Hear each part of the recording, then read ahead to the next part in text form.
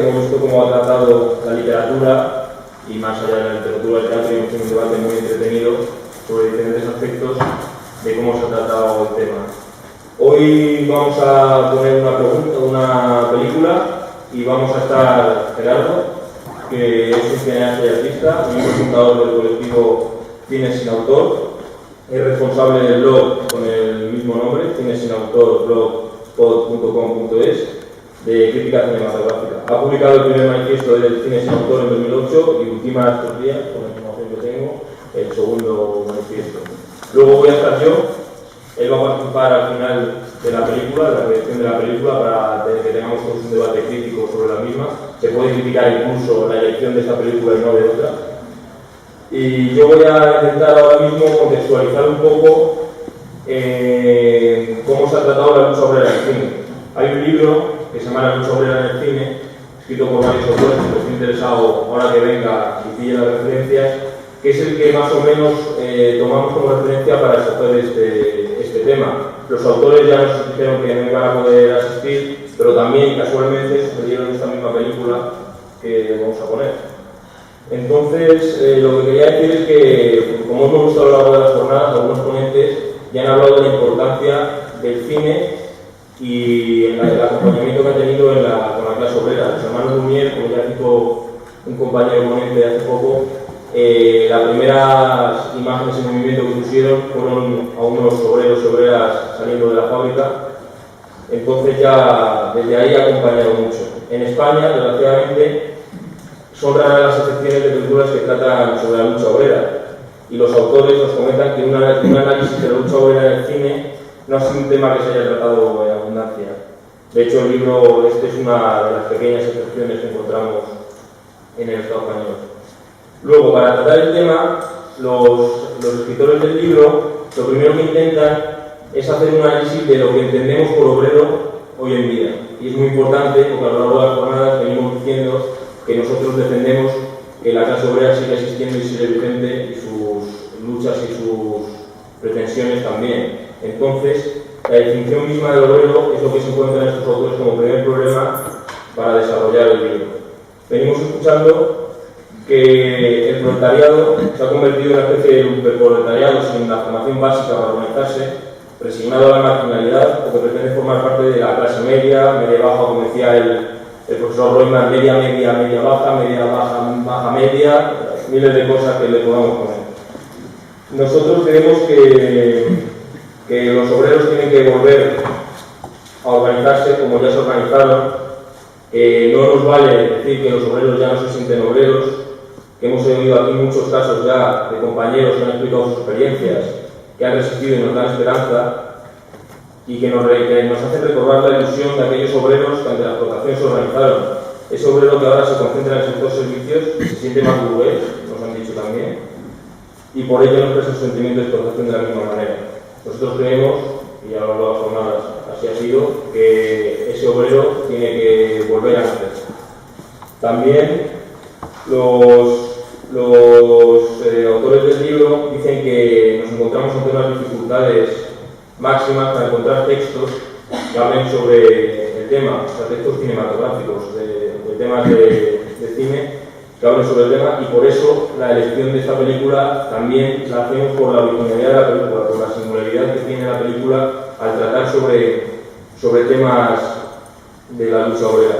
Es un caso singularísimo también, como veremos ahora más adelante, porque supone un caso entre prácticamente ninguno en el propio cine norteamericano, porque se da en una época que tras la Segunda Guerra Mundial, que había habido como una renuncia a hablar sobre estos temas, volviendo al patriotismo para que los obreros defendiesen, que esto pasó en muchos países, como en Estados Unidos, para que los obreros defendiesen su patria, pero justo después, un año después, en Estados Unidos vuelven a estallar los conflictos laborales y estallaron numerosas huelgas. El gobierno de Truman aprobó una ley que limitaba la posibilidad de hacer huelga y tomaba medidas muy duras contra los que las impulsaran. El objetivo, claramente, era eliminar los sectores más radicales de la lucha obrera. De hecho, los líderes sindicales deberían firmar una declaración jurada de no pertenencia al Partido Comunista si no querían verse inmersos en un proceso judicial bastante duro. Esto luego es lo que se llamó macartismo, porque fue el secretario que llevó toda esta lucha contra los líderes sindicales. Y en esta histeria anticomunista, está claro, se trasladó al cine, y el caso de la sal sin tierra, de la película que vamos a proyectar, fue un caso insólito que por ello tratamos, como ya he dicho. Sorprende la aparición de la película, como también ya he dicho, en 1954, en el que se había limitado el poder de los sindicatos y eliminado los elementos más agresivos. ¿Me estoy repitiendo? Una película también original por encarar dos problemáticas que se enfrentaron los sindicatos. Esto ya lo he citado en las jornadas de por la mañana. Trata la problemática de la incorporación de las mujeres a la lucha sindical, lo vamos a ver claramente, en la mujer de lo que se puede decir el protagonista, cómo se incorpora y cómo entiende el protagonista como trabajador y obrero, va entendiendo que la mujer debe incorporarse a la lucha sindical si se quiere plantear una lucha de verdad.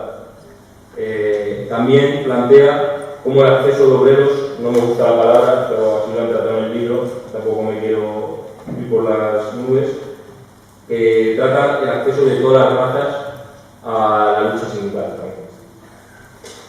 El director, hay que decir, que también es importante, porque la película en sí misma es muy militante porque implica una lucha también para proyectarla. De hecho, no tuvo ningún éxito casi en Estados Unidos y nos sirve a nosotros, que nos interesa más el cine crítico, el cine un poco independiente, volver a recuperar este tipo de películas.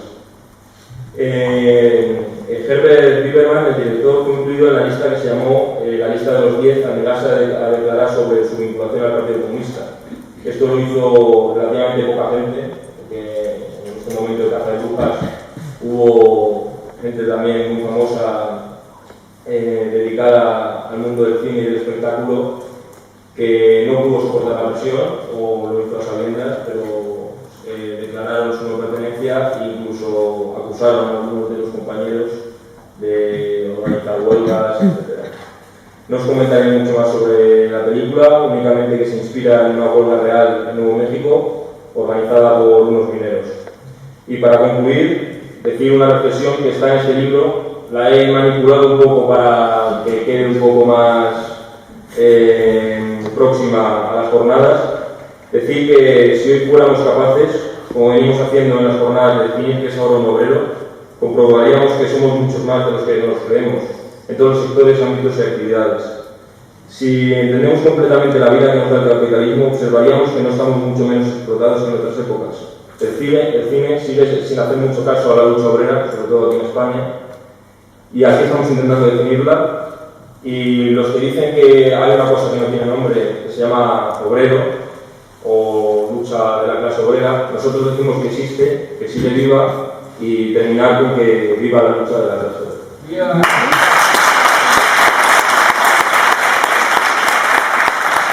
Me gustaría realmente hacer preguntas. Si se pueden responder de ahí estaría bien. Voy a hacer alguna, no sé qué tiempo tenemos. Pues 5 minutos. terminamos a las 6:30, o sea, tenemos que poner el vídeo de Marcos Sanas, lo tenemos hasta las 6. ¿Qué Son bien. Hacer una breve mención sobre la estructura, como el tema era un poco también el cine y lo obrero de alguna forma. Hacer una mención, algo que decías tú al principio, de la relación que ha tenido el cine con lo obrero y con el mundo obrero y con el mundo en general de la gente común y corriente. El compañero mencionaba una de las primeras películas de los Lumière, que se llama La salida de los obreros de la fábrica, y que esa película se puede leer justamente como toda la estructuración que ha tenido el cine durante el siglo XX, y es muy significativo porque está en el primer catálogo de los Lumière. Yo no sé si lo han visto alguna vez, pero simplemente las primeras películas de los Lumière duraban apenas 15 segundos porque las dificultades técnicas que tenían y porque era un trozo de película y punto, ¿no? Un trozo de fotografía en movimiento. Y esa, que es una de las 10 primeras que se hicieron en la primera exposición oficial del cine, es la salida de los obreros de la fábrica. Lo curioso de eso, que marca después la estructuración del cine, es que es la salida de los obreros, no se dice de las obreras, pero sobre todo que es la fábrica de los Lumière.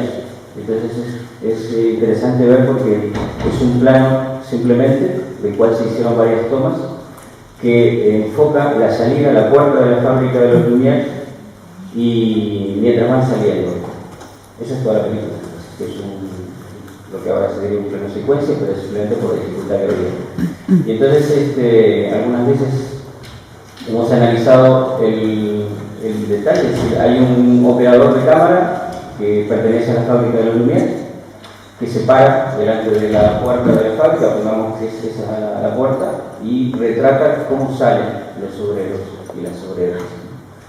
Y entonces marca una estructuración del cine que después no se va a abandonar y al revés se va a presentar, que es el operador de cámara y los Lumière son los que tienen la propiedad del medio de hacer cine. La cámara era de los Lumière, no había más que pocos cinematógrafos, que el aparato se llamaba cinematógrafo porque capturaba la imagen y proyectaba.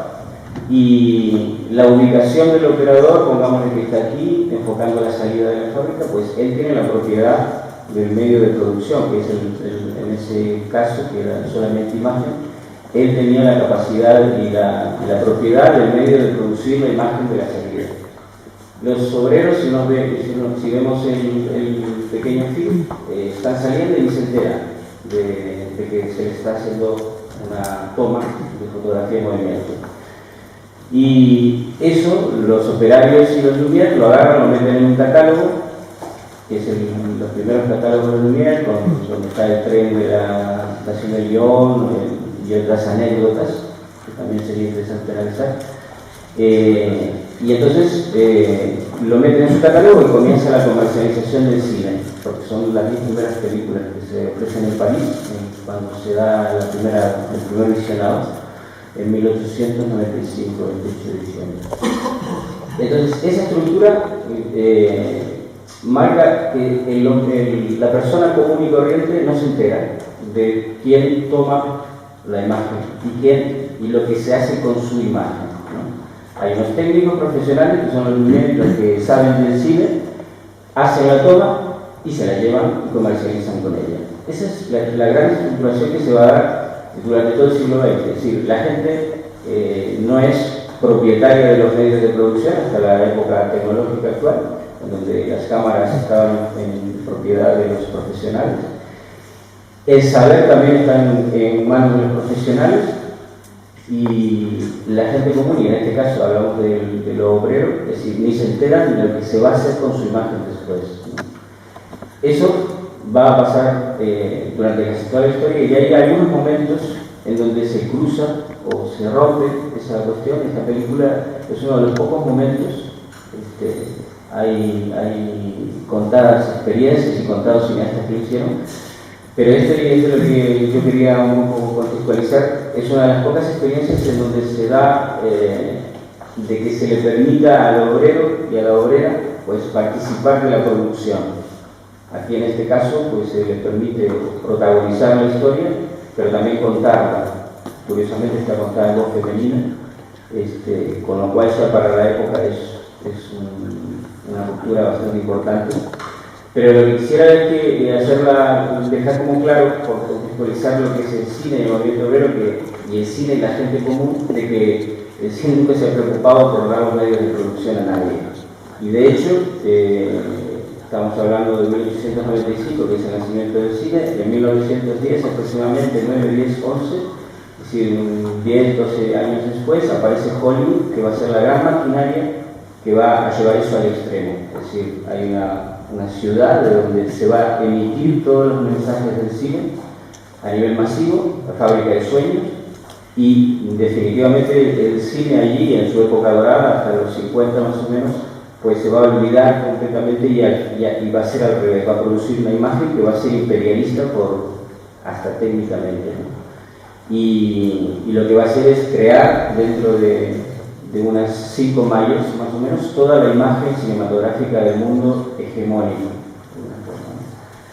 Entonces, bueno, esta película yo creo que es para el análisis que hacemos nosotros de los medios, de cómo evolucionaron en el cine los medios de producción, nos parece interesante porque da un cierto quiebre en quienes tienen la capacidad de decidir la película que se hace. Yo no sé si aquí hay mucha gente que haga audiovisual, pero no sé cuándo a nosotros, en general, a decir a la gente común, se nos pregunta qué película haríamos de nuestro barrio o de nuestra situación laboral, etcétera, ¿no? Que nosotros, a no ser que estemos vinculados al sector profesional, no somos creadores de películas.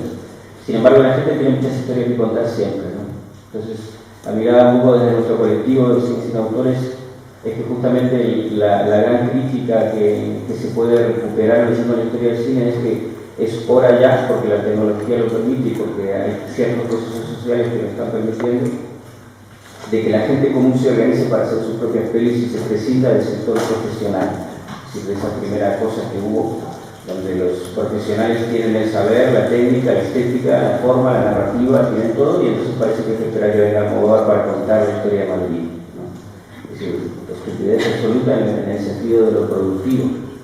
Cuando ahí tenemos un estado de producción actual en donde cualquiera en la red ve cómo estamos produciendo todos audiovisual, no necesitamos realmente de los profesionales si nos organizamos a contar historias, ¿no?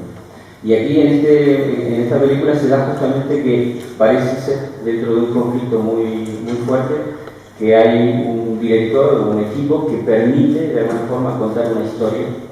Y es un hecho bastante insólito además. Yo quisiera remarcar también algunas cuestiones de estructura y después hagamos algunas preguntas más. A nivel histórico, digamos que si bien se da el paso de que los propios obreros cuenten y las obreras cuenten su historia, que creo que lo refleja bien la película, de todas formas a nivel formal hay una contaminación de todo el lenguaje de Hollywood que sería interesante analizar, porque no se rompe la forma del director, que es un director de Hollywood, ¿no? El relato responde a los parámetros clásicos, es decir, hay mucha caricatura, muchos perfiles muy bien definidos, el malo, el bueno, la relación entre los hombres y las mujeres posiblemente esté un poco más formulada, pero no logra quebrar la forma, que obviamente por la época era imposible, ¿no? Pero sí es importante destacar que la película se queda, digamos, como a medio camino entre permitir que la gente cuente la historia y reproducirla, representarla bajo las formas habituales de Hollywood. Hay muchos indicios en la forma de plano, en la forma de contarlo. Una cosa muy clásica que es contar una historia colectiva a partir de una historia de amor, es decir, que eso viene de Griffith, de la narrativa dominante de 1910, 15 más o menos, y que son parámetros que manejó Hollywood para crearnos una representación del mundo, ¿no? Aquí se da otra vez, es decir, hay un conflicto colectivo, pero está encarado desde el punto de vista de una relación de hombre y mujer, sobre todo de los protagonistas, ¿no? Entonces, pero no es para desprestigiar, digamos, la película, sino para decir en qué momento histórico se da que no se puede dar un paso de ruptura formal, obviamente, pero curiosamente después, por ejemplo, San Ginés, no sé si escucharon hablar alguna vez, un director boliviano que comienza en los años 60, también bajo una fuerte vida de expresión de alguna forma y empieza a representar el mundo indígena. Él sí, de alguna forma, logra romper la forma de encarar o la forma de tomar el cine como una herramienta que tiene que desactivarse y romperse para poder narrar la historia de la gente común. En el caso de él, la historia de los indígenas no podía ser narrada desde los códigos formales del cine, los códigos burgueses, decía él. Y entonces comienza una desactivación que después publica en un manifiesto, ¿no? Que no lo encontramos casi, supongo, pero en donde lo que pone en evidencia es que el sistema de Hollywood que se le enseña en general, que todavía se sigue enseñando, es decir, el manual de uso del cine hegemónico, pues no permite narrar historias que de una manera muy diferente a las que la gente común y culturalmente o radicalmente diferente a la burguesa, digamos, podría contar, ¿no? Es decir, hay un problema formal y esta película tiene como esas dos cosas. Le dejamos contar al obrero y a la obrera la historia, una historia real, pero la forma es la forma que cuenta Hollywood generalmente. Y es efectiva, es emocionalmente efectiva, hay momentos cómicos, es el que nos permite comprender ciertas cosas de lo que pasó, pero no nos permite conocer realmente la vida. Por ejemplo, no aparece el trabajo, no aparece. Es decir, el trabajo del minero como tal en la película no aparece. Es decir, las largas horas que se dedican a estar allí abajo, es decir, lo que significa el sistema claustrofóbico de producción, etc. La relación de ellos en el trabajo, que son la mayoría del tiempo, la mayor cantidad de horas que tienen, es decir, no vemos a los mineros trabajando. Es decir, hay una ocultación del trabajo porque se hace una opción por el relato clásico, que es la relación entre hombres y mujeres, por ejemplo, que está muy interesante, que está bien planteado, digamos, pero que el mundo del trabajo real y el mundo del trabajo de las mujeres, incluso el cuidado de los niños, aparece un poco más, pero el conflicto empieza por un conflicto, digamos, inicial de condiciones de trabajo y termina de alguna forma con una exaltación de la unidad, etcétera, que es eficaz, pero que el conflicto de trabajo se resuelve, no se resuelve, logran mejores condiciones de trabajo o lo van a machacar en la próxima película, porque lo probable, ¿no? Por ahora, de momento, vamos a conversar. Y lo digo también por ubicarlo en el contexto actual, es decir, las herramientas que la película nos ofrece para el momento actual, los desahucios de explotación que sigue habiendo. Estamos hablando de una película de 54, parece que estuvieran intactas las condiciones de producción. Si nos quedamos con esta peli, decimos hay que unirnos, hay que manifestarnos, hay que hacer piquetes y eso está bien. Lo que tenemos que ver es si eso es lo más eficaz para el momento actual, ¿no? Es decir, porque parece que esa fórmula tampoco es que no se trata de decir no sirve, sino de decir habrá que ser más creativos para romper con la dinámica capitalista en los empleos, en los trabajos, en las circunstancias que estamos, ustedes como estudiantes, la mayoría, es decir, cómo van a hacer para romper de que nos han convertido este país en una puta mierda que no nos da posibilidad de nada, ¿no? Es decir, alcanzan con hacer manifestaciones, yo creo que son útiles, si ustedes supongo que también, posiblemente con piquetes, etc. Pero digo, ¿está siendo suficiente para que nuestros amigos no terminen de destruir el país? Es una pregunta que largaría, ¿no? Entonces, cuando vemos una película así, a veces es por lo menos interesante contextualizar, como hacíamos al principio, pero también ver qué nos deja, ¿no? Es decir, que nos deja para la acción, si hay una película que nos mueve a la acción y qué tipo de acción. Está claro un poco el sistema emocional que maneja la peli, es decir, sacamos a las calles, organicémonos, unidos podremos parar el desahucio.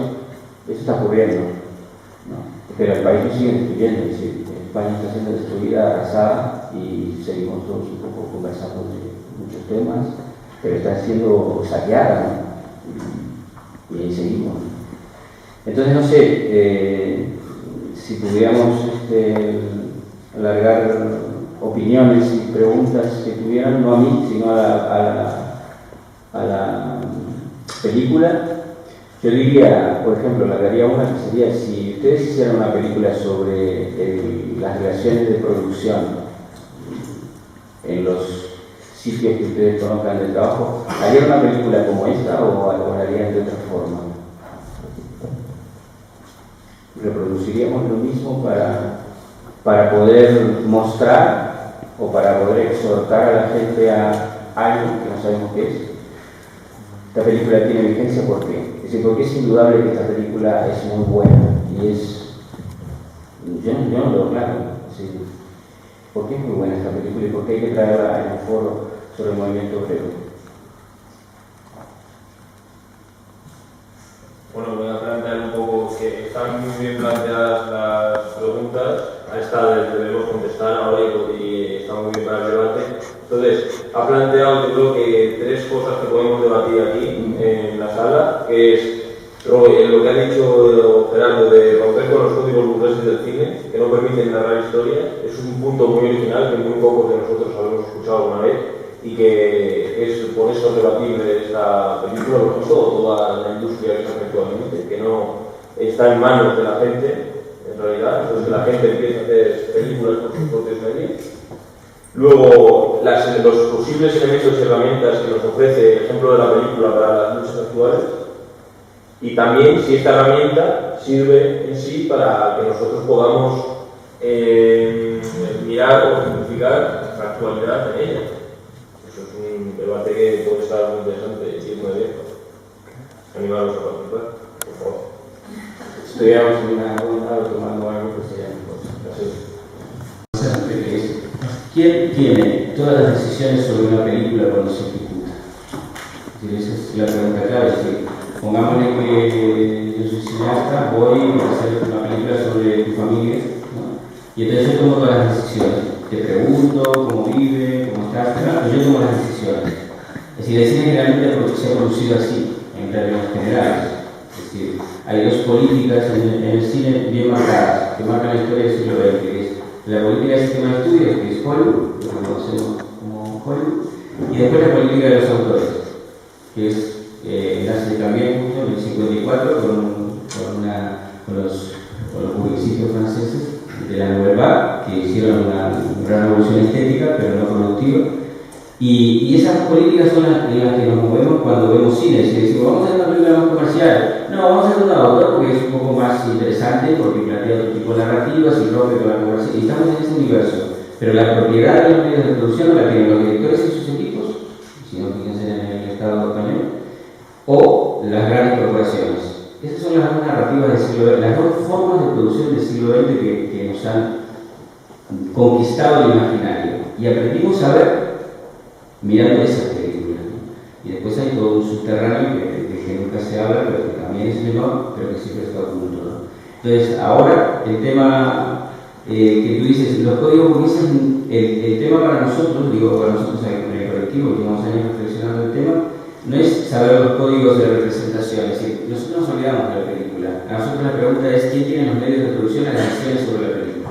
Entonces, si los códigos burgueses uno los puede ver, porque si la película la producen unos burgueses, pues van a ser códigos burgueses seguramente. Es decir, los códigos de Almodóvar, digo Almodóvar por decir el ejemplo más espectacular de aquí, ¿no? Pero no es que exista solamente una codificación visual dentro de la representación, el tema es que hay que olvidarse de la representación, porque esto es un sistema de hipnosis que se creó además bajo política de negocio. Entonces, meter esto aquí, nosotros miramos una tecnología y nos vamos. Y el tema es todo lo que pasa antes y después de las películas. Esta película tuvo consecuencias en la vida de la gente que participó, pero también tenía consecuencias antes en la gente que quiso hacerlo. Es decir, que la película existe antes y después de lo que vemos en la hora y media. Entonces, la pregunta de los códigos burgueses, yo diría, no son códigos, sino decir, ¿quién tiene la propiedad de la película y quién toma las decisiones? Entonces, si alguien hace una película sobre mí, yo quiero tener las decisiones sobre la película. Y eso es lo que el sector profesional generalmente y sobre todo el sector del negocio no suelta. Sobre todo la estética. Es decir, tú discutes con un profesional y dices, ¿por qué yo tengo que discutir con un panadero mi fotografía? ¿Y por qué no? Porque el sector profesional dice, yo sé hacer películas, yo soy el que sé, así que si voy a contar la historia del panadero, pues, a ver, que él me la cuente, pero yo la voy a llevar a mis códigos estéticos, narrativos, formales, etc.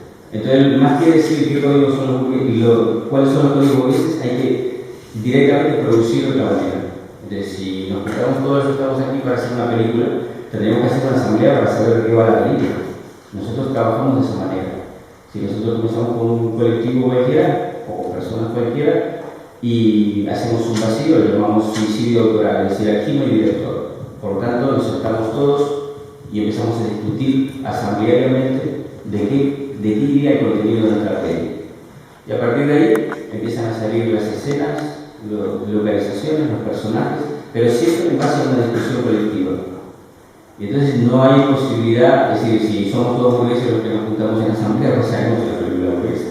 Pero el tema está en de qué manera trasladamos o dejamos en propiedad de la gente las decisiones todas, desde las formales, estéticas, narrativas, de contenido y las de gestión. Que gestione también la gente su película. Y si la tiene que ir a representar a un sitio, pues que vaya la gente, no los profesionales, ¿no?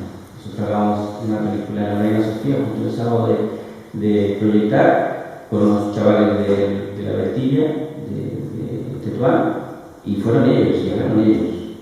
Sí, no pintamos nada, pero somos técnicos al servicio del imaginario común. Entonces, más que códigos, diría yo, hay que desactivar el sistema de producción. Hola. Simplemente una reflexión volviendo al tema de la película en sí. Yo creo que lo fundamental es una película bastante mala. Quiero decir, los diálogos son forzados, la música es detestable, las actuaciones son melodramáticas, que queremos leche infantil, todo esto. Pero me parece que lo que realmente hay que valorar esta película, contextualizando dónde está hecha y cuándo está hecha, no por nada termina vivo con Dalton Trumbo y los otros 8 en la cárcel, básicamente, es la crítica social que se hace. Y ya los mineros no me interesan, sino el ámbito familiar, el ámbito local. O sea, es Estados Unidos en 1954 y la mujer no lo está dejando dormir con él. Y estamos hablando de igualdad sexual. Entonces yo creo que esta película en lo que debe ser valorada sobre todo es en eso, en la crítica a una cierta moral imperante de la época y bueno, claro, valorarla desde donde estamos y donde está la película. Nada. Bueno, primero agradecer a Gerardo su intervención, ha sido muy ilustradora. Y sobre todo, y a raíz de lo que hemos tenido también esta mañana del punto de la cultura, sobre la comparación de la cultura obrera y la burguesa, pues resaltar la importancia de colectivos como este tuyo, que tiene un aspecto muy crítico en torno a la forma de cine actual, porque es verdad que una reflexión a la que he llegado, sobre todo a la película de hoy, es que el cine burgués lo que pretende es trasladar esa cultura que es la dominante. Entonces, el interés de evitar que se hagan películas como esta es para enajenar todavía más a la población y evitar la conciencia de clase, que es lo que se empieza a crear aquí en esta película, empieza a hablar de una conciencia obrera.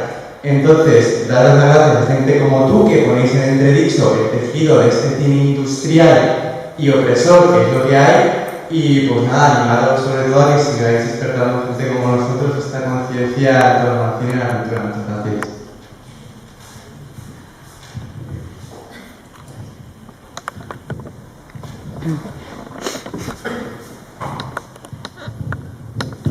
Sí, yo tengo que preguntar o plantear, no sé qué opinión tienes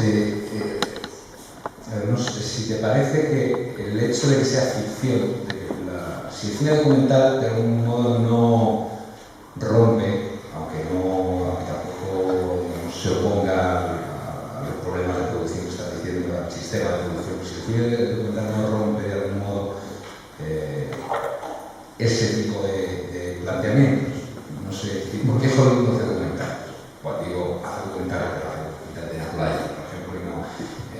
A mí me recuerda lo que decías no me acuerdo cómo se llama el director, esa película de la hora de los hornos, que la otra trilogía Pino Solano, y donde saqué de la imaginación la otra trilogía que hizo después. Si ese tipo de cine rompe de algún modo porque se aparta de la ficción deliberadamente, digamos, no pretende contar ficción, o otra cosa que he visto hace poco en internet que me ha dejado muy impresionado, creo que se llama El Poder, y que es un vídeo, no sé cómo está hecho, sobre los acontecimientos de Génova, como lo de mataron a mí esa película me parece impresionante. Es cine documental, no es ficción. O sea, si no es la ficción, el hecho de la ficción lo que contamina un poco o introduce todos esos códigos burgueses, o sea, no sé si... Ahí, bueno, yo también quería completar aquí, sí, que aún siendo abogado del diablo, yo creo que esta peli no la definiría como mala, y sí la podría definir como útil para la actualidad. Yo, según mi propia opinión, sentado ahí, no como ponente al introducido la película. Y yo creo que ofrece muchas herramientas que pueden ser para la actualidad. Por ejemplo, el concepto de cajas de asistencia, los fondos de huelga, que esos son totalmente necesarios para que en cualquier sector o actividad del trabajo, ya sea pequeña, mediana, gran empresa, es necesario hacer cajas de asistencia por si acaso hay algunas medidas que afectan a los trabajadores y poder aportar esas cajas de asistencia para mantener a familias, al propio trabajador, a lo que sea. Luego hay otro factor que los que estuvimos en la huelga podemos ver claramente cómo la policía se ha convertido en un instrumento de la clase dominante para reprimir cualquier protesta de trabajadores. Nosotros estuvimos muy cerca, en los piquetes, y eso lo pudimos ver. Luego también se puede ver cómo detienen a gente con acusaciones falsas para limitar la libertad de organización y llevarse a los elementos, como hemos citado anteriormente, los elementos más conscientes, ponerse en la cárcel. Todavía tenemos, creo, a los compañeros detenidos en Cataluña, todavía tenemos a gente ahí detenida. También ha dicho Benko Perry que una compañera de la CNT sí también le tenía en prisión ahora mismo. O sea, son cosas que son bastante actuales. Luego lo de los esquiroles, yo creo que está claro, está parodiado, como tú bien dices, está bastante parodiado en esta película, muchas de estas cosas, pero aunque sea simplista, sí que salen bien reflejados y se puede trasladar a la actualidad el comportamiento de un esquirol. Como dice la misma excusa que nos decían los esquiroles, los piquetes, que tengo hijos, pero ¿qué pasa? Que el trabajador que está haciendo el piquete y que está haciendo los trabajadores no tiene hijos. Entonces, ese ambiente de solidaridad yo creo que sí es rescatable. Sí, dos cosas ahí, porque yo decía que es una película mala, ¿no? Yo digo, yo no sé que es una película mala, realmente, sin mala con respecto aquí. Para mí no es una película mala, estoy diciendo que responde a ciertos, que ponen en juego ciertos códigos que son de Hollywood que sabemos que impiden realmente a veces acceder a la realidad que hay, pero yo no tengo. Es decir, para mí una película buena, si tuviera que decirlo de acuerdo a nuestros criterios, es una película que está realizada por gente y en manos de la gente, con lo cual, lógicamente, por el sector profesional va a estar catalogada como mala, porque si hay una sola cosa que le queda al capitalismo audiovisual, es decirnos lo que es una buena o mala película de acuerdo al técnico. Es decir, es lo único que le queda, porque ya las cámaras las han perdido. Es decir, la gente está produciendo su propia realidad audiovisual, están grabando sus entornos sin ningún problema. Lo que hacían los Lumière hace 100 años, lo hace todo el mundo ahora con una camarita y con un micrófono. Entonces, lo de la película mala o buena, es decir, yo creo que es una buena película en el sentido de la actuación, por ejemplo. Es decir, no importa que aparezca una caricatura, el tema es si la gente decidió hacer esa caricatura. Para mí es el criterio. Entonces, lo de mala o buena película, yo diría que lo dejaría en suspenso, ¿no? De nuestro criterio, ¿no? Cada uno tiene el suyo. Y contesto un poco la cuestión de si el documental rompe, si es un problema de ficción o no. Y aquí es un tema importante porque la ficción es dividir el cine en ficción y documental. Es decir, en principio, toda representación es ficción, porque no es realidad, es una simulación de la realidad. Si nos ponemos finos, pero si no nos ponemos finos y vamos a las categorías acostumbradas del cine, de ficción documental, también es un artilugio que se creó en un momento determinado, bien, pero que tuvo su funcionalidad en ese momento. Las barreras de la ficción y el documental siempre estuvieron totalmente difusas, pero incluso en las primeras producciones de Hollywood, donde el cowboy que sale en el caballo, de repente era el tipo que vivía ahí y se dedicaba a hacer el cowboy. Es decir, era ficción o realidad. Bueno, metían una narrativa ficcional, pero el tipo vivía ahí y estaba esperando en la cola para que pagaran $10 para montar el caballo porque sabía montar el caballo. Eso era Hollywood en los primeros tiempos. Un montón de peña esperando con sus caballos para ver si los contrataban. Entonces, la ficción, el documental y la ficción está totalmente difuminado, siempre ha estado. Lo que pasa es que en un momento se asume de que parece que el documental se acerca más a la realidad porque no tiene narrativa previa. La diferencia está en si uno tiene un guión previo y va a ajustar la realidad filmada al guión o si se va a acercar a la realidad ese guión. Pero en realidad ficción siempre hay, ¿no? Todo el cine es ficción. Los Lumière es ficción, si se quiera, aunque se dice que es más documental porque solamente toman la imagen de la realidad, la reproducen y ya está. Entonces, esas barreras yo diría que, por ejemplo, nosotros como encargamos el tema de las ficciones, si la gente quiere hacer ficción, y la gente quiere hacer ficción, de repente, porque empieza a crear una escena y dice, bueno, este es drogadicto y el otro no sé qué, a nosotros nos vale, es decir, no tenemos criterio de que, porque van a hacer ficción, entonces nos vamos del territorio puro, ¿no? Bueno, es exactamente igual, porque si quieren hacer reportajes, el tema fundamental para nosotros es que la visión la tome la gente y la tome el colectivo y la tome después de un debate, ¿no? Y después vea las imágenes y siga debatiendo el montaje. Y vea el montaje y siga debatiendo cómo van a rodar la próxima escena. Nuestro funcionamiento es así. Entonces, desde esa perspectiva, para nosotros, la ficción hasta es buena, en el sentido de que la gente pueda soñar y crear mundos propios, y lo haga en colectivo, aunque ahí está toda la dinámica que quizás también te referías a eso, es decir, que cuando la gente se pone a sacar el código imaginativo empieza a reproducir los códigos que ha ido digiriendo de los códigos que ya conocemos del cine, ¿no? Es decir, empieza a repetir teleseries o cosas así. Esa es la primera fase de contaminación, de desintoxicación, diría yo, que tenemos que hacer. Realmente reproducimos lo que hemos visto. Y como nacemos como espectadores, no como productores de cine, no sé que seamos un hijo de prueba o algo así. Si nacemos como espectadores, lo único que hacemos es consumir imagen televisiva, cinematográfica, ahora en la red, etc. Consumimos, bla, bla, bla.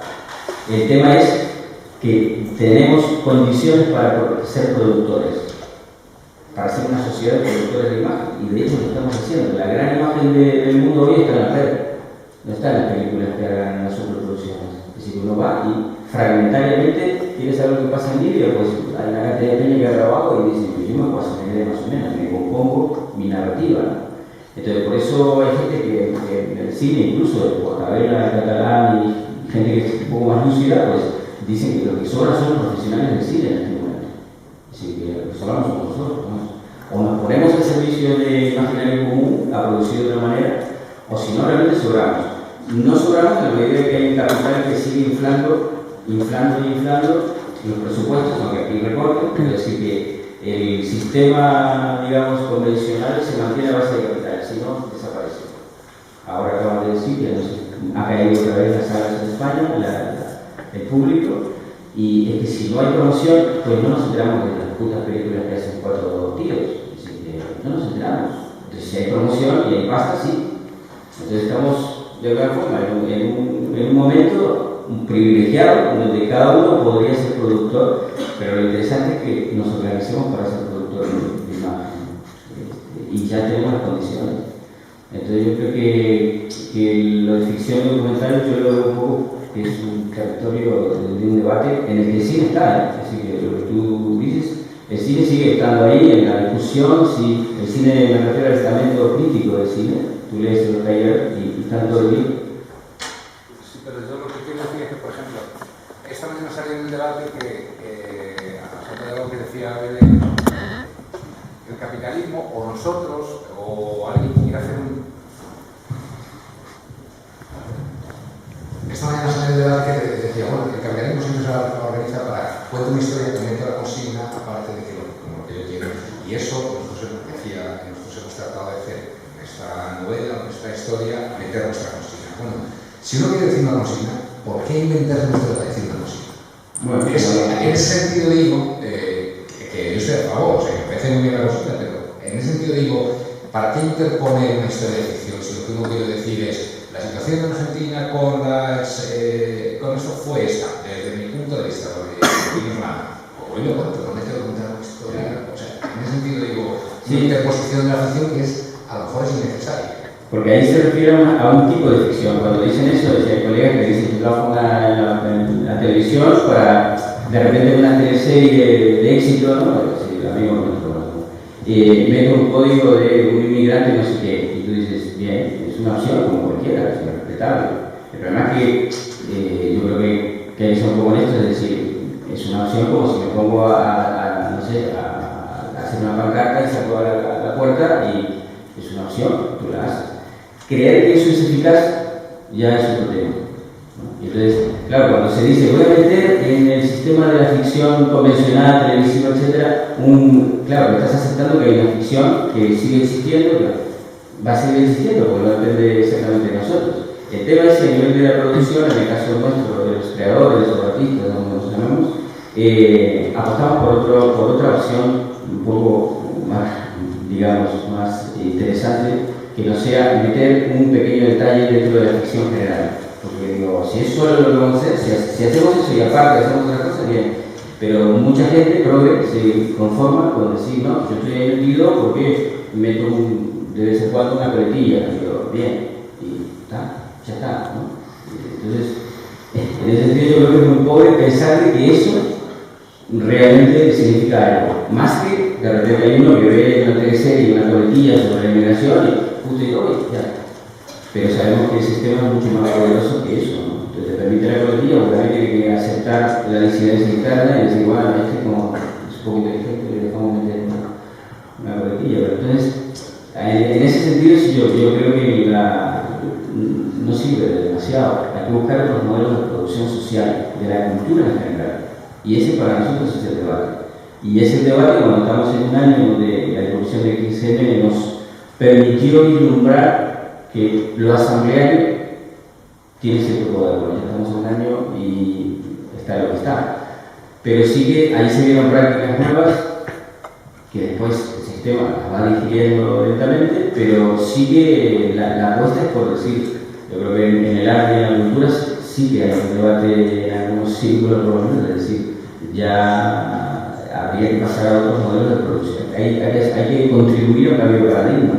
Entonces, el tema de que exhibe el público, el pintor que pone una galería, todo eso es más viejo ya en un sentido crítico, que no ya está, ¿no? Eso. Es decir, que yo escribo mi libro, lo vendo, etcétera, yo hago mi película, la pongo a ver si tengo público. El sistema de un productor, minorías productoras, la élite artística, en la que estamos algunos, o muchos, pero que somos minoritarios frente a la sociedad, y el público general que vendrá o no a ver mi obra, mi instalación, mi no sé qué. Pues eso es lo que hay que romper en el fondo, que somos nosotros. No sé si hay más preguntas. Sí, bueno, cerramos un número de preguntas que me hayan preguntado ahora, todos porque se tenemos mucho de poner. Que bueno, yo quería polemizar un poco con los dos sobre ciertas cosas que habéis dicho. O sea, yo estoy de acuerdo contigo en que hay que cambiar la propiedad de los medios de producción en el cine y cualquier otro tipo de producción, tanto de información como de la materia. Lo que no estoy de acuerdo es en esa separación, o sea, cuando estás ubicando la propiedad de los medios de producción sobre los profesionales. O sea, yo la figura profesional no creo que sea un equívoco, sino que es una de las cosas positivas que tiene la educación, la cualificación que da profesionales. Y hay que buscar que la clase obrera pueda acceder a ser profesional al cine si se quiere dedicar al cine o a lo que se quiera dedicar.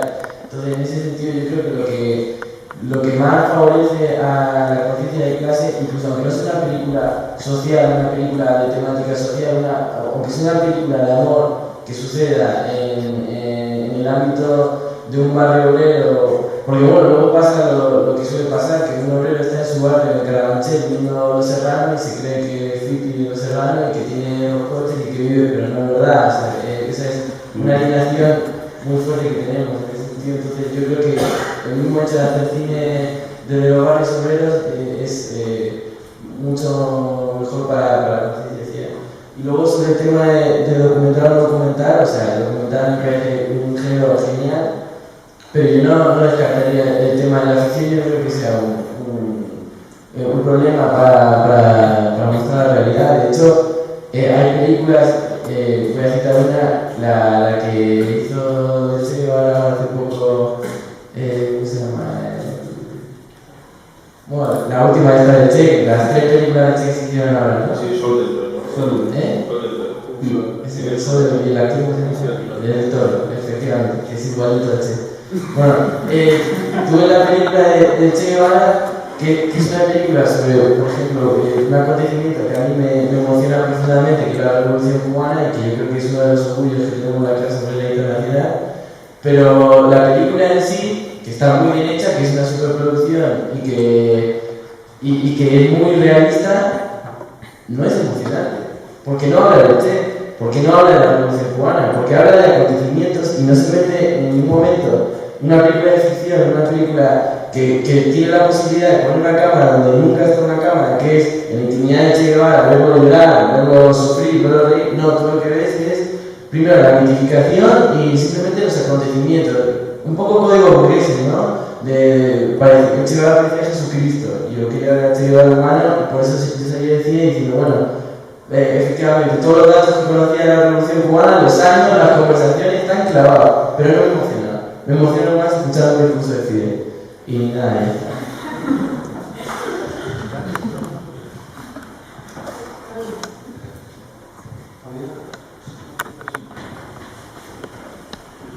A lo mejor me plantea mal porque creo que esta mezcla ficción y no ficción, que es una cosa que importa, pero hay otra cosa que es otro problema diferente, además la forma de producción, la forma de representación. Es decir, a mí sí me emociona la antología del cine. Me da igual, o sea, bueno, puede ser un problema patológico mío, de toxicidad, pero da igual. A mí sí lo único es que cuando uno ve eso, de alguna forma tiene ancla la película con alguna cosa que lo llama realidad o ficción, ¿no? Por ejemplo, yo sé algo, pero sé un poco de esta historia de esta película y me quedo la pregunta, ¿pero esto ocurrió o no ocurrió? Realmente, ¿qué ocurrió realmente de todo eso que estoy viendo? No me hace falta saber si el Che lloró o no lloró, me da igual, no me molesta que lo pongan, porque eso es un problema de representación. Porque yo esa historia la anclo en una cosa que entiendo como real, y ahora se podría hacer otro director o otro colectivo sobre la película y representar esa historia del Che de otra forma, que no es ficción. Es decir, el documental este del poder, creo que se llama El Poder, es que no sé si me acuerdo si lo ha visto alguien. Yo eso no veo ficción. Es una forma de representación de un ser, o sea, que fue real, o sea, que hubo un muerto y además se ve. La cuestión es cómo se representa esa muerte, porque los medios de comunicación masivos o Hollywood podrían incluso representarlo como por ejemplo un terrorista y ese documental no lo presenta así. Digo, están solapadas las dos categorías, ficción y no ficción, y el problema es la forma de representación, que junto con la forma de producción, que yo creo que algo de ahí, algo afecta, ¿no? Sí, contesto a dos cosas y vuelvo sobre el tema para terminar. Una cuestión que decía de los profesionales, que está bien aclarar, que por lo que decías, ¿no? El problema fundamental, por ejemplo, del audiovisual y del cine, digo que también en el colectivo nuestro hay gente joven que está acabando la carrera o que acaba de acabar y hay que estudiante de aquí. Y el problema no es que la gente se profesionalice, sino se profesionalice en qué. Es decir, porque toda la maquinaria educativa, en el audiovisual, por ejemplo, y en el cine, está abocada a crear carne de cañón para las corporaciones televisivas. Entonces, te crea un profesional, si tú vas por el camino normal, lo que crea es carne de cañón para las corporaciones. Entonces, tú te pones una cola de palo, a ver si en algún momento entras, y tienes que aprender sus códigos televisivos y cinematográficos, si no, no entras. Y si no sabes realmente montar como montan ellos, pues te van a decir, esto no lo han montado, esto es una mala película. Entonces digo, ¿qué tipo de profesional es la pregunta? Es decir, ¿al servicio de qué?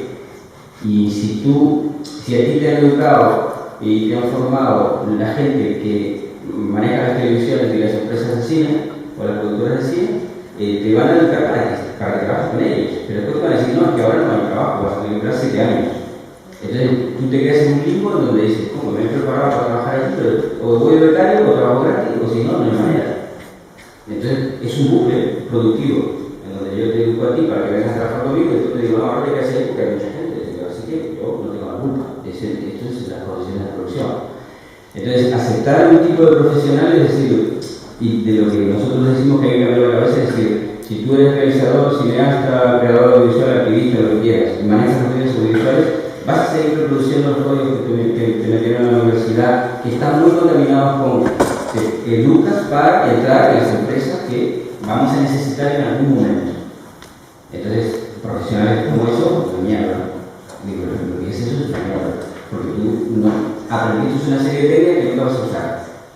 O que le vas a y esto pasa mucho con la gente que trabaja con nosotros, jóvenes que salen de la maquinaria productiva, de la carrera de comunicación audiovisual o de cine, y entonces dicen, ¿por qué hacer el primer corto? Y lo intentan hacer con el sistema de producción de fábrica. Dice, voy a buscar el foquista, el productor, el no sé qué, el vestuario, porque si vas a hacer tú solo una película, para que hacer todo eso, eso es lo que se hace en las fábricas. Pero claro, se lo enseñaron así. Y eso nosotros lo vemos muy a menudo con la gente que quiere hacer su película y utiliza un sistema de producción muy fordista. Eso no se nos cuenta. Pero claro, como lo siguen enseñando así, tú tienes que tener un guión, tú tienes que tener esto, tú tienes que tener otro. Si la cadena de montaje de la fábrica te la meten aquí. Y después pasa a cartela, te pasas por la vida. Y eso lo dicen cineastas consagrados que dicen, por culo, todo me fui de la universidad, se puede ser manejado en la universidad. Pero digo que ese es el problema del profesional, ¿qué tipo de profesional? Si te están educando como chorizos, para que después ni siquiera puedas entrar en ningún sitio, o te tengas que buscar tu proyectito y tampoco hay subvención para eso, y entonces tú te quedas en el limbo de decir, no puedo hacer aquello que me enseñaron, porque eso se hace en formato fábrica, y yo no soy una fábrica. Entonces tenés que buscarte tus colegas profesionales, entonces empiezas a ver quién te hace el guión, quién te hace todo voluntario, etc. Y hay mucha gente que está rodando cortos y largos así. Pero entonces el tema es qué tipo de profesional se crea en los centros educativos, en los universitarios, en las escuelas de cine, etc. Ese tipo de profesional. Pues ese tipo de profesional habría que buscar inventarnos otros modos de producción. Y sobre todo la clave está al servicio de que nosotros decimos al servicio, un profesional que está al servicio del imaginario común de la gente, para que sea político y para que sea crítico. Si tú estás al servicio y te paga, pues ya eso lo conocemos y no está mal, todos trabajamos para el normal. ¿Me quedas 2 minutos? Sí, pero ahora es Sergio que hace una conversación. Que sea corto. Bueno, yo intenté ser muy breve porque quería aportar algo al debate que teníamos hace un poco sobre características del cine burgués, y la aportación que quería hacer era citando precisamente a Valindo Pei, que estaba aquí esta mañana y que lo expresaba ella mucho mejor que yo, así que intentaré ser breve. Bueno, su libro se titula Un pistoletazo en 1900 acerca de escribir política en una novela, por lo tanto, las características a las que se refiere es a la literatura, pero bueno, si cambiáis novela por película y literatura por cine, vale también para el caso. Dice, ¿de qué tratan en general hoy las novelas que son consideradas literatura? Tratan del vaivén, del entusiasmo, del decaimiento, tratan de la vergüenza, de los sentimientos de culpa, de las reservas, tratan de todo lo que los burgueses decentes utilizan en sus relaciones con el mundo para que sus vidas sean interesantes y se dificulten las vidas de los demás. ¿Por qué tratan de esto, o fundamentalmente de esto, las novelas del siglo XX y los primeros años del siglo XXI? Cuando hablamos de literatura, los militantes políticos, los que no solo vemos a Borges, sino también a Lenin, debemos dar explicaciones. Por ejemplo, yo puedo decir que la prohibición de la política es, como casi siempre, la prohibición de una política determinada, según la ejercicio con claridad. Y puedo añadir que si hoy alguien lo hiciera, sonaría así. Escribir acerca de individuos que pretenden instaurarnos un nuevo sistema y tratarles de totalitarios, enfermos, ingenuos, etc., es como un pistoletazo en un concierto. Y sigue más adelante. Si no se puede hablar de políticos, si solo se puede hablar en unos términos que conviertan a la política revolucionaria en una acción sin salida, los personajes tienen que recluirse en su dimensión privada o en una dimensión pública guiada por principios capitalistas. Y como los dos casos, para ser interesantes, deberán tener conflictos, no hay más remedio que acudir a conflictos morales y turbios. Para cualquier otra opción, pues cualquier otra opción obligaría al personaje a enfrentarse con las estructuras que le rodean, dando un salto a la lucha colectiva. Bueno, un ejemplo paradigmático son las películas de La Jungla de Cristal. Las habréis visto algunas, las 4 tratan, si no las habéis visto, el malo es el típico tío revolucionario con unas ideas muy nobles, pero que al final solo se queda por el dinero y termina fracasando. Es un poco el paradigma de esto que comentaba de Yo para terminar, sí, el tema de la presentación, yo creo que ahí hay un tema también para nosotros fundamental, que es, para simplificarlo con el tiempo, diría, dejemos de una pura vez la representación, porque el tema está en otro sitio. Entonces digo, a mí si me dicen es decir, la representación es esto y lo que dura el tiempo de exposición. Si no nos preocupamos por los modelos de producción, lo que pasa antes y después, pues vamos a seguir hipnotizados como ha sido el espectador que ha creado el cine. El cine ha creado desde la primera exhibición, curiosamente cuando aparece el cine, la primera exhibición oficialmente es esa porque se paga para ver una película, o se paga para ver las películas estas que vendían muy bien. Si no abandonamos ese territorio de preocuparnos si el personaje principal, es decir, yo honestamente disfruto con cualquier película, sea comercial o no, me da exactamente igual porque yo disfruto con eso. Otra cosa es que cuando yo veo, digo, aquí me está vendiendo un rollo o no, o esto me interesa, y además generalmente no miramos la película ni la recordamos con una narrativa general de hora y media, recordamos cosas, imágenes que nos golpean, situaciones, escenas, vemos de forma fragmentaria. Lo que pasa es que el tema del largometraje ha sido también un gran tema de conquista de negocio, entonces nos acostumbramos a ver una película y después no nos recordamos toda la película, no la podemos reproducir, así que hemos sido súper dotados para decir minuto a minuto lo que pasó. Nos acordamos de imágenes. Entonces yo lo que terminaría diciendo es también hay que abandonar el territorio de que todo el análisis, la crítica, literaria o como sea, va a la representación, por lo menos en el cine. Es decir, hay que abandonar ese territorio, hay que entrar en el territorio de la producción, quién produce, si somos capaces de producir, si nos podemos organizar para producir juntos, si vamos a provocar o no, vamos a producir otro imaginario.